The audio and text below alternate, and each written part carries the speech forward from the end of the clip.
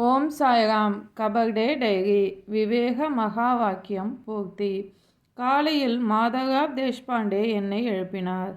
நான் பதிலளிப்பதற்கு முன் என்னை பலமுறை கூப்பிட வேண்டியிருந்தது என்று கூறினார். நான் வழிபாடு செய்தேன்.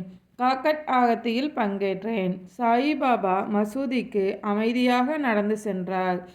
திரும்பியதும் நாங்கள் உபாசினி, பாபா சாஹிப் ஜோக், பீஷ்மா மற்றும் கௌஜால்கியுடன் பரமாமிர்த வகுப்பை நடத்தினோம்.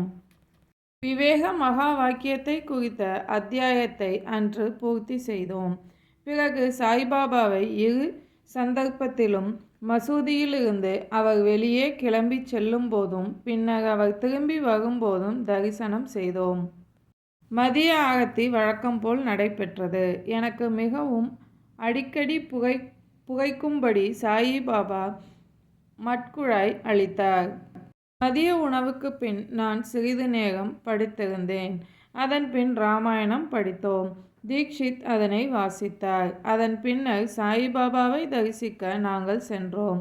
அவர் சந்தோஷமான மனநிலையில் இருந்தார். இரவு வாதாவில் ஆரத்தி நடைபெற்றது. அதன் பின் பீஷ்மாவின் பஜனையும் தீக்ஷித்தின் ராமாயணமும் நடைபெற்றது. மாலையில் உலா நேரத்தின் போது திருமதி லக்ஷ்மி கௌஜல்கியின் முந்தைய அநேகமான முழு கதையினையும் சாயிபாபா என்னிடம் கூறினார் என்னும் உண்மையை நான் இங்கு சொல்ல வேண்டும். உண்மைகள் எனக்கு தெரியும் ஆதலால் இது சரியாக உள்ளதென்பதை நான் அறிவேன்.